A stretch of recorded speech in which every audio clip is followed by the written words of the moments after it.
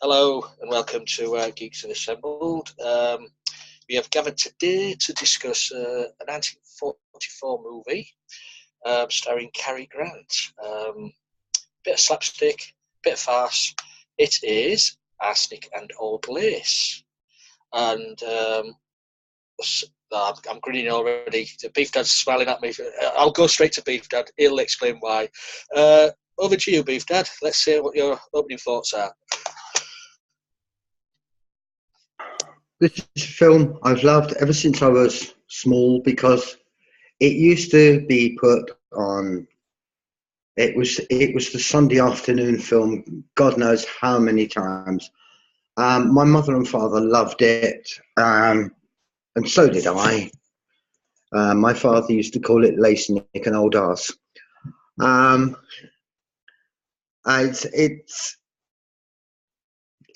It is really an American version of farce. It's brilliantly done. It's superbly cast. But the thing is, it was originally a play on Broadway, and of the Brewster family, Abby, Martha, the two aunts, who shall we say, do their best for single elderly gentlemen by feeding them a glass of elderberry wine laced with about 3 different poisons, I believe, and then they have them buried in the cellar. As I say, from the original cast, which was on Broadway, Josephine Howell, who played Abby, Gina Dare, who played Martha, and John Alexander, who played Teddy, who is completely out of his trolley and thinks he was a president of the United States, and does the wonderful charge up the stairs. They were in the original Broadway cast, and I'm so glad that they were given the film because they are just absolutely superb, absolutely brilliant. Raymond Massey plays Jonathan Brewster in the film. And of course, the in-joke is that he looks like Boris Karloff. And Jonathan Brewster was played in the original on Broadway by Boris Karloff. And yeah, he was superb. Cary Grant, superb as Mortimer Brewster, absolutely superb. He's brilliant at farce. His facial expressions and his physicality work brilliantly in this. And you got massive stars like Jack Carson playing the policeman. Always one of my favourites. Edward Everett Horton playing Mr. Witherspoon, the man who runs the mental home, shall we say. The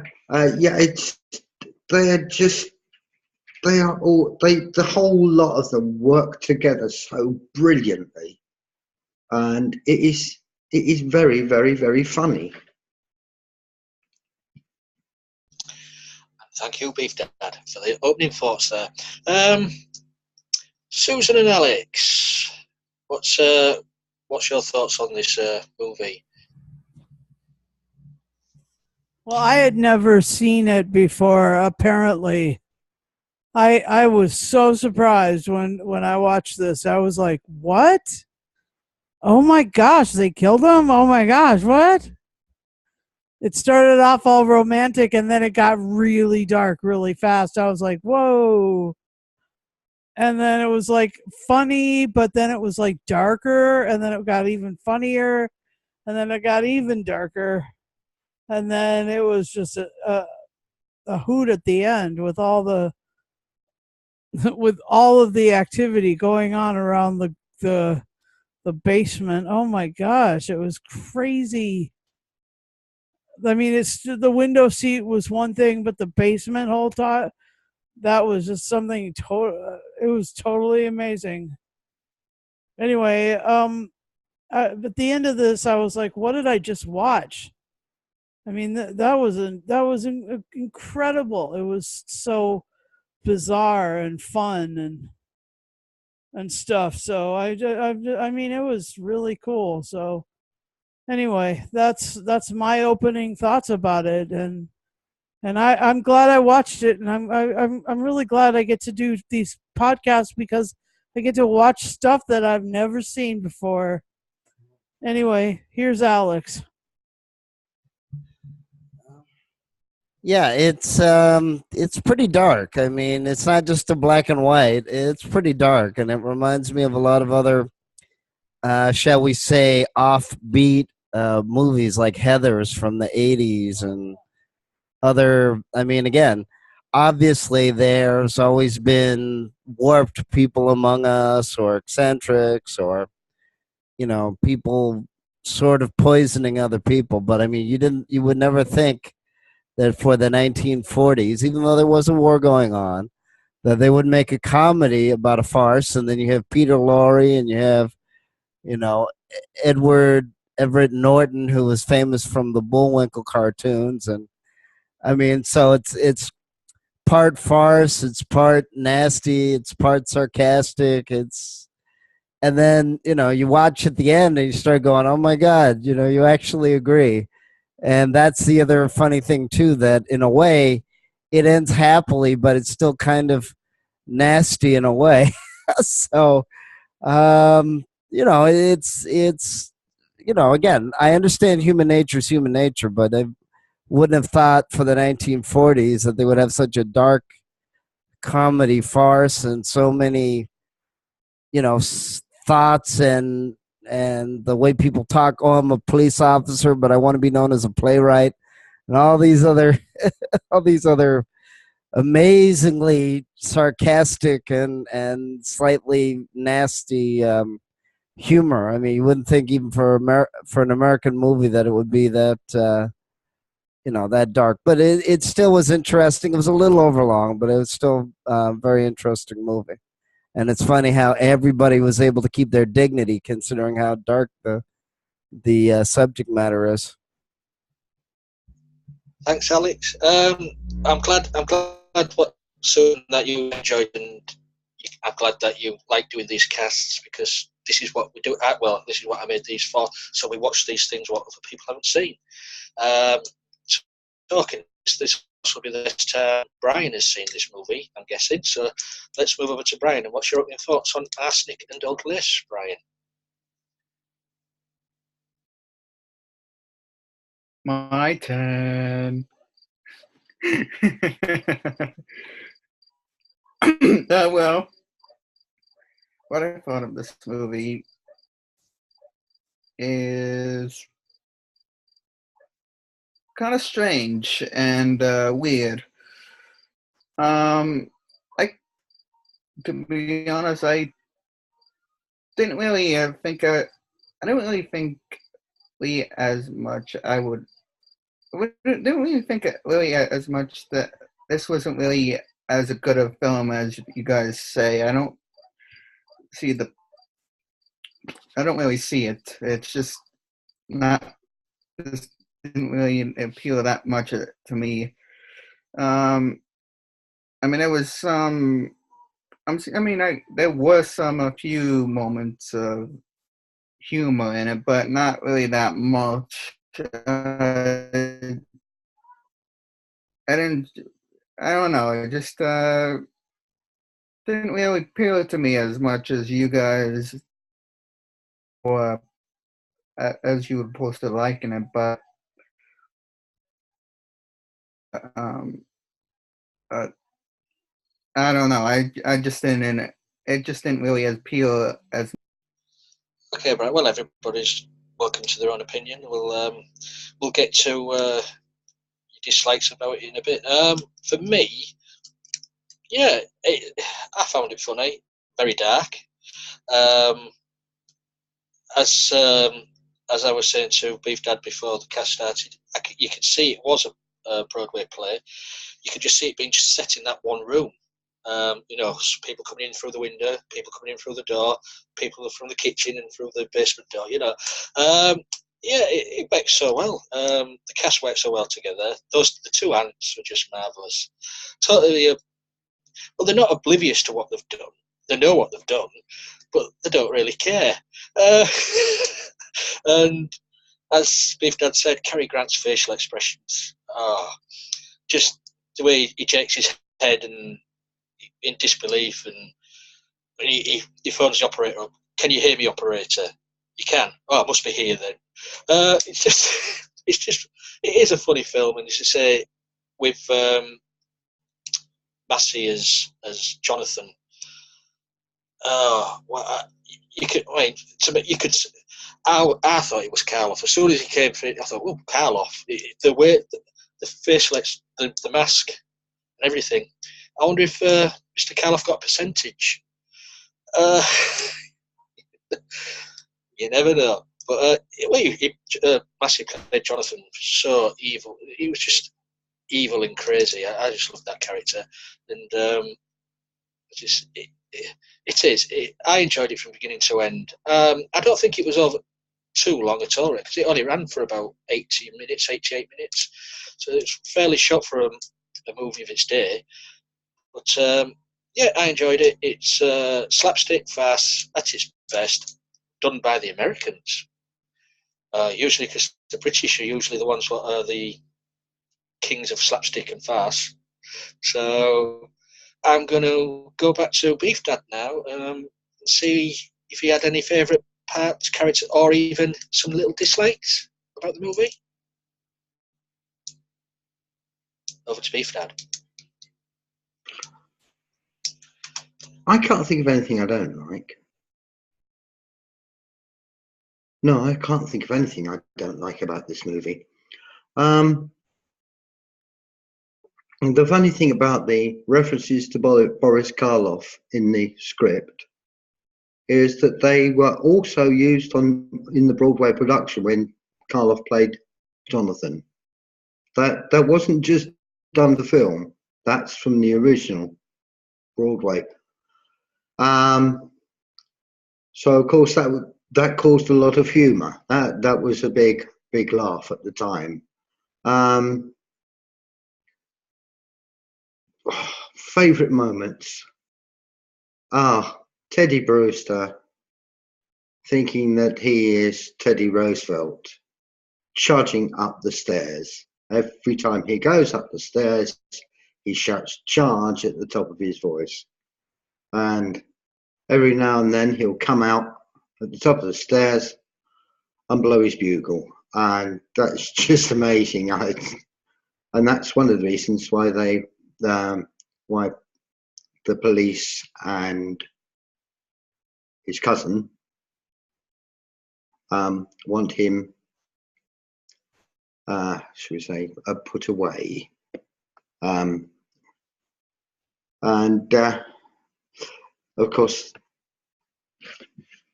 when he has to sign the papers to have himself committed. And he's tricked into signing the papers by Cary Grant. But of course, when he actually signs the papers, he signs them Teddy Roosevelt rather than Teddy Brewster, which always amused me. Creepy bits. Raymond Massey coming in through that window is as scary as hell. Peter Lorre as Dr. Einstein is wonderful.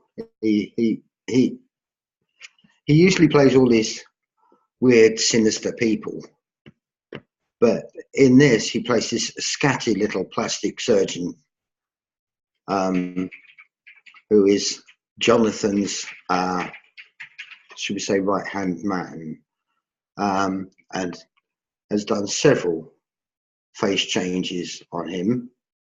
And the reason that he looks like Karloff is because he saw a film with Karloff in it. We all know what that film was.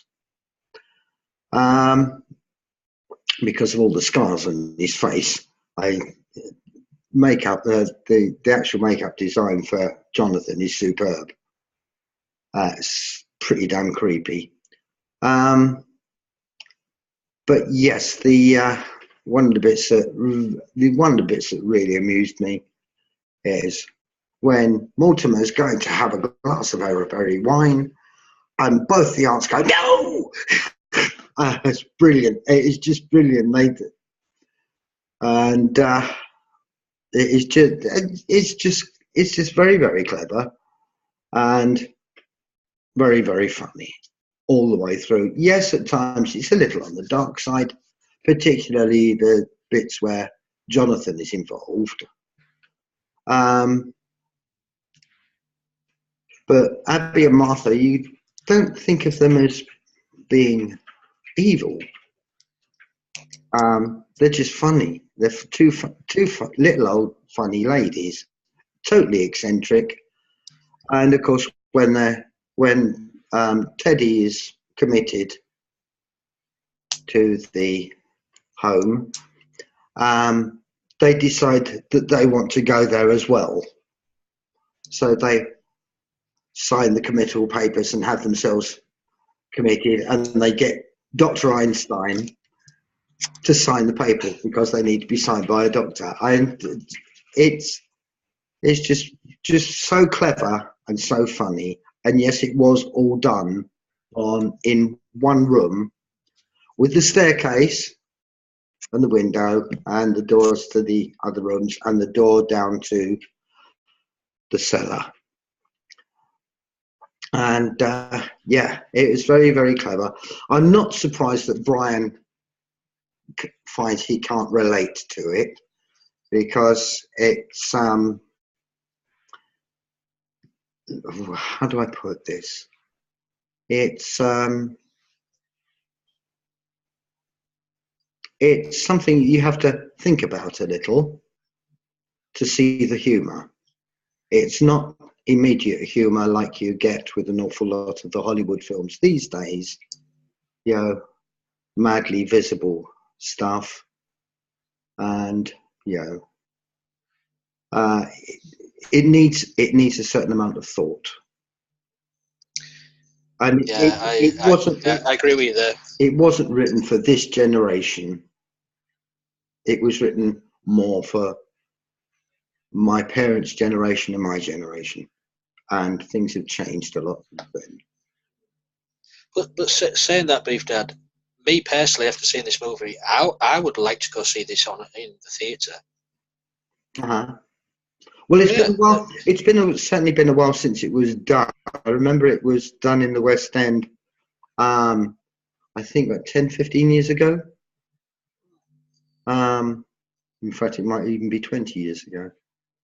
I'm just trying to think. Yeah, I'll get the head going on that and see if I can. Okay. While you're doing your homework, then we'll move on to Susan and Alex. Same question: favorite bits, dislikes, favorite characters. No dislikes. I love the bits where the little old ladies are like like offering certain people wine and not other people wine, and that whole wine glass thing of sitting on the table, like death on the table, gonna mess them up. And then there's some that are like, whoa, no, we love you, you can't drink that. What? That was fun. And then there was like the bits about the window seat were hilarious. Oh my gosh, that window seat. Like there was one guy in there at the beginning, and then that they just killed, and then their nephew comes back and he's got somebody else dead, and they put him in the window seat. And I'm just wondering if this thing was shot almost all,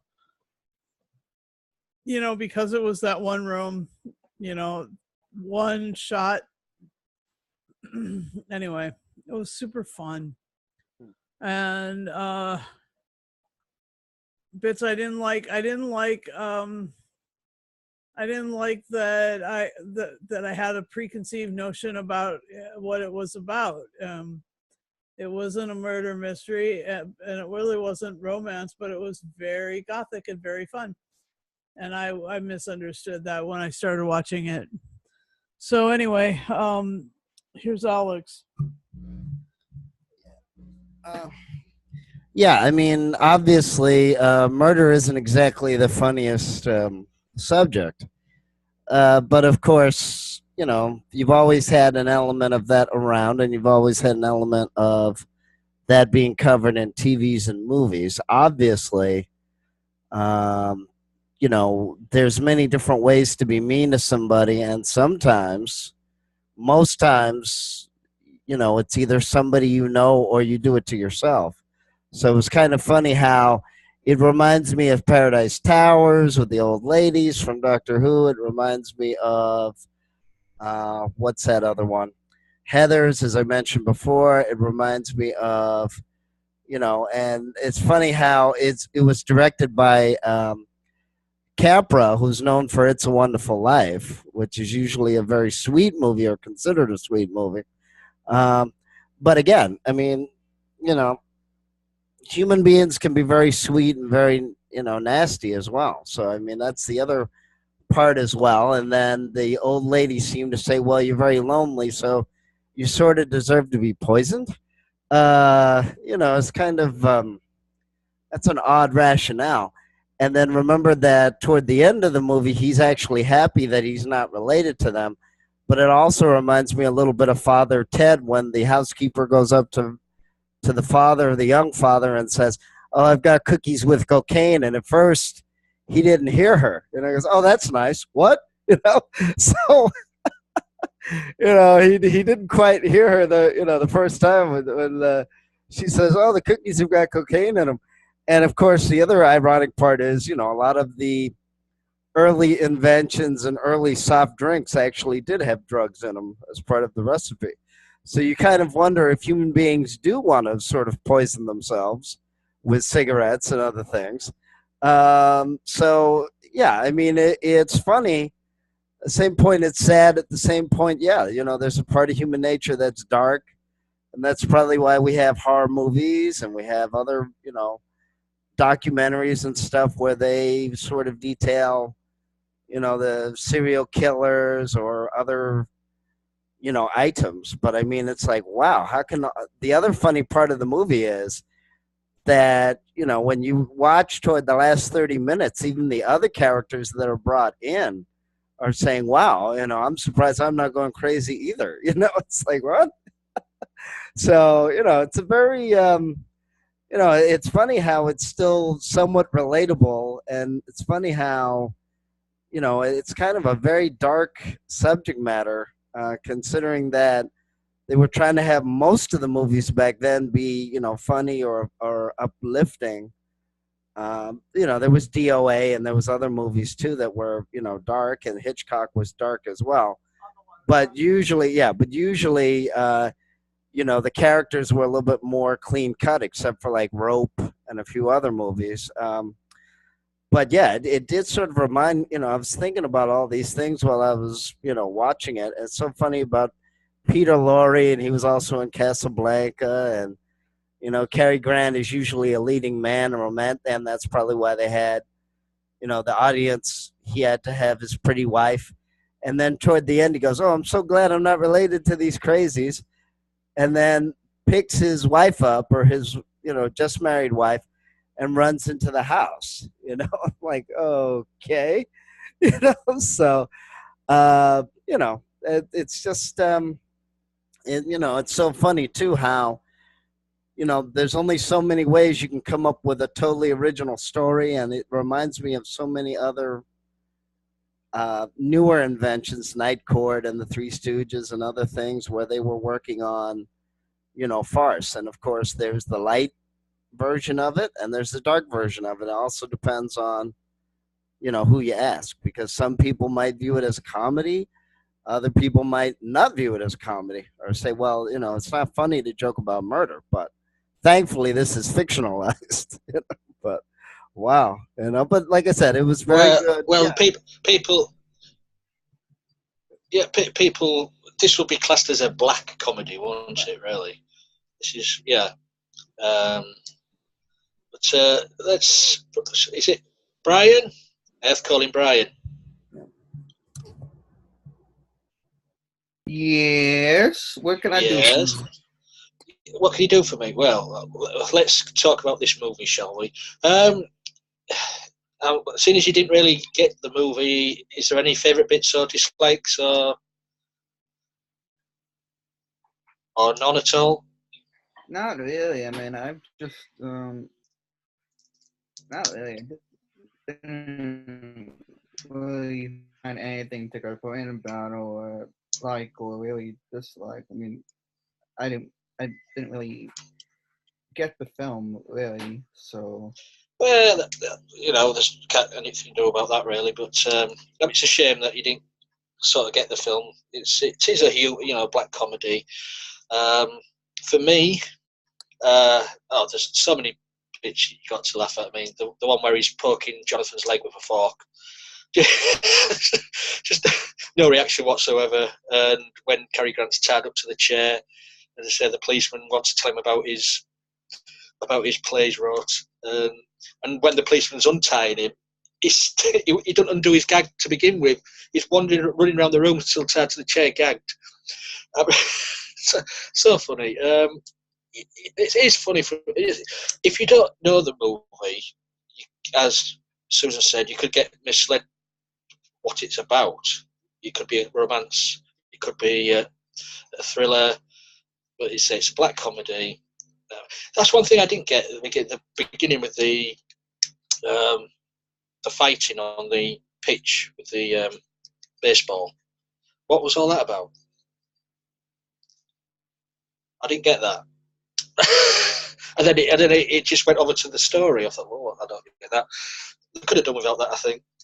But apart from that, I enjoyed it from beginning to, from once Cary Grant appeared, until the ants appeared, Jonathan appeared, brilliant.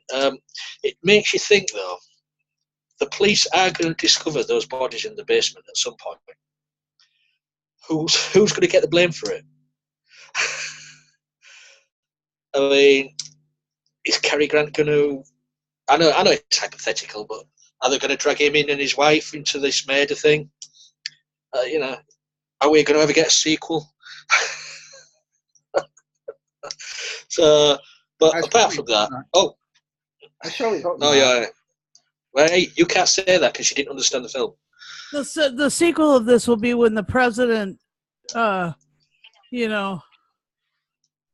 gets in trouble for it, and charge. We know. Well, I don't know. We know. Charge. But I don't know. Maybe I just didn't. But you see, because it's one of those things you think, oh yeah, Cary Grant and his new wife's run off now. They're happily married, and they've answered the son with their nephew. You're thinking, well, whoever's going to get that house, move into that house, is going to discover those bodies. I don't know. Anyway, that's just me thinking ahead. I think it's the way my mind works. But has anybody got any tidbits, or shall we put this one to a bed? Yeah, the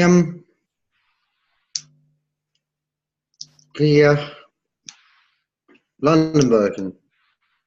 I said it was about 10, 15 years ago. It was 2000, It was 2003. Oh, gold. Yeah, that's a while back. At that time, there was a bit of an invasion of the theatres in London of American shows. And it was the Strand Theatre. And the two old ladies were played by two very good comedy actresses, Thelma Barlow, Coronation Street, and also Doctor Who, and Marcia Warren. Yes. And Marcia Warren played a demented old lady in a situation comedy with, what's it called?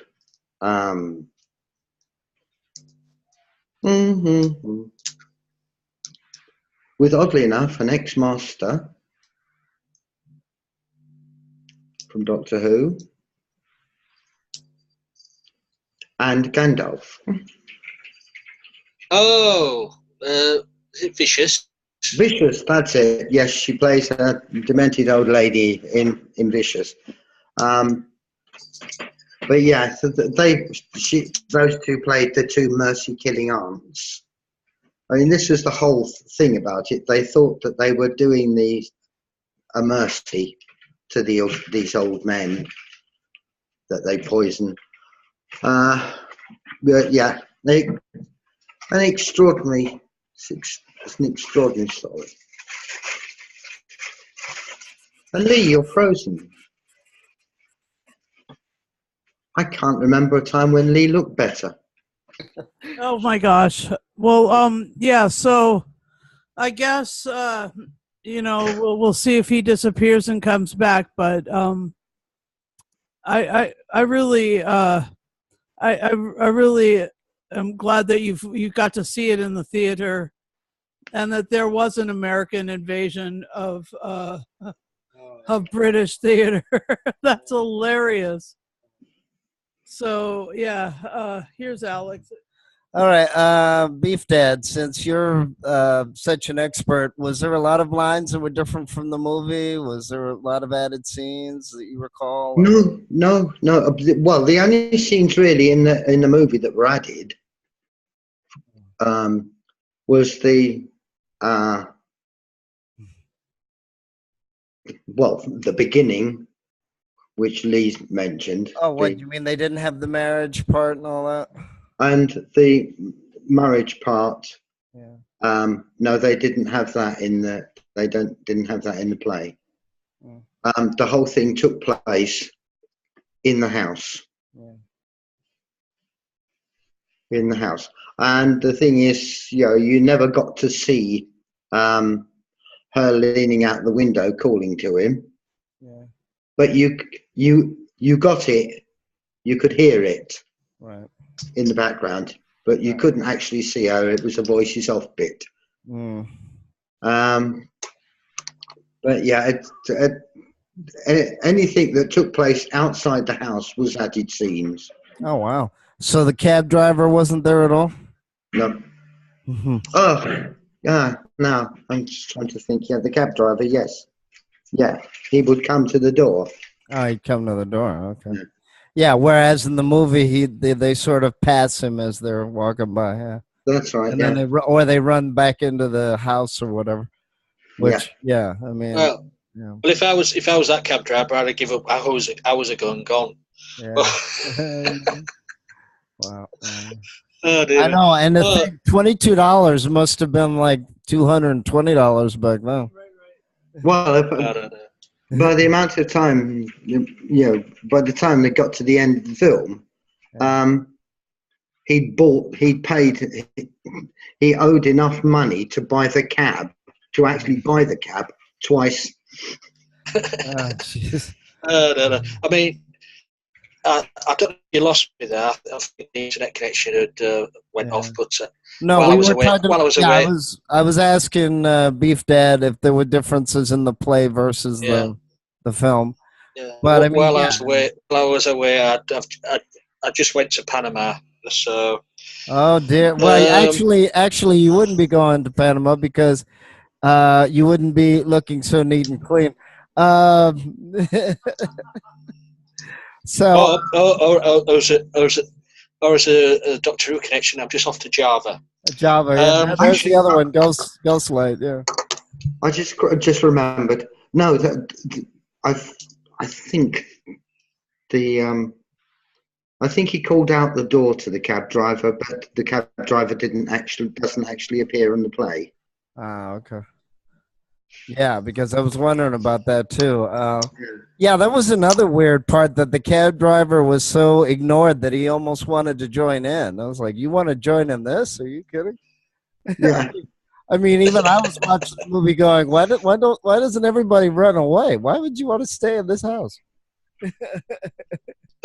I mean, everybody's getting murdered. Shall we get onto the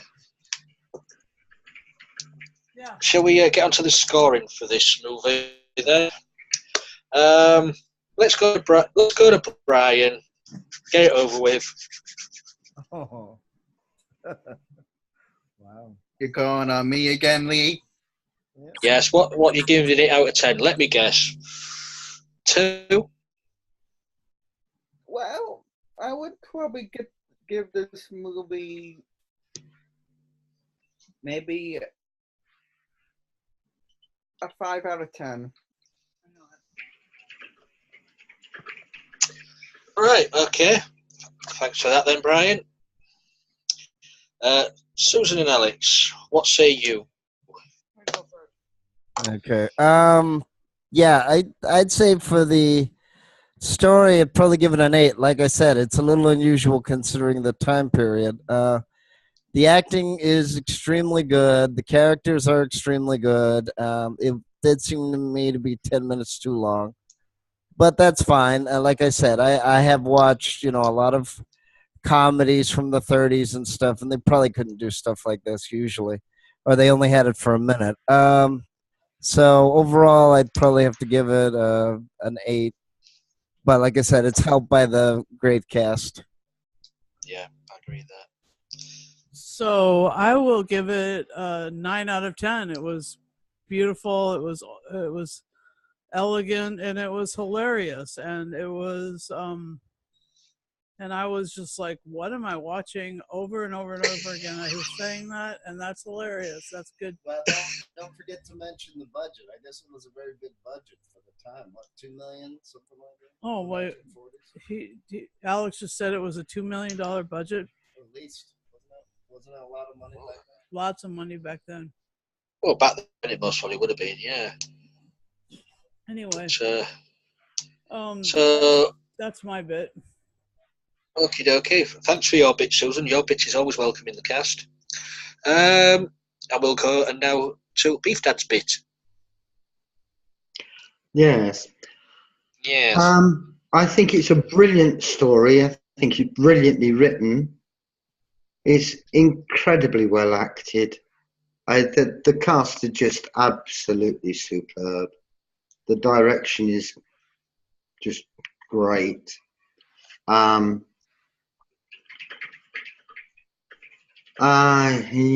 for me, yeah, it's just such a golden memory from my childhood. It's got to have a 10. I just knew it. I just knew it'd do it. Give it a 10. I just knew it. For me, I think I'll go with Susan on this. I'll give it a 9. I enjoyed it. It's just, there was a niggling bit at the beginning what to do now, but all in all, a well-acted film, ensemble cast, just wonderfully done. So, yeah, it gets a down from me. So, all I have to do now is thank you, guys.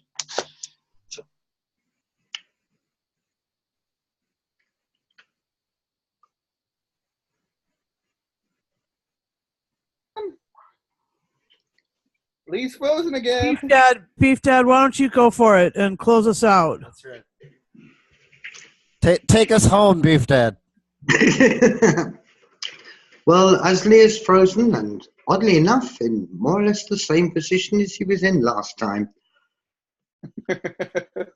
And he'll be back in a moment, I would guess. But thank you very, very much for watching. Hope you enjoyed the cast. We love doing it. Please leave your comments below. We'd love to hear what you think of the casts. And if you enjoyed this, subscribe. If you'd like to, come and join us. We're on social media. We're on Tumblr. Is it Tumblr? Yeah, Tumblr. Facebook. You'll find us everywhere. We're on Twitter as well. So, please, if you feel like a good cast and a good laugh, come and join us. And thanks to everyone here for doing it with us. Bye. I went to Panama again.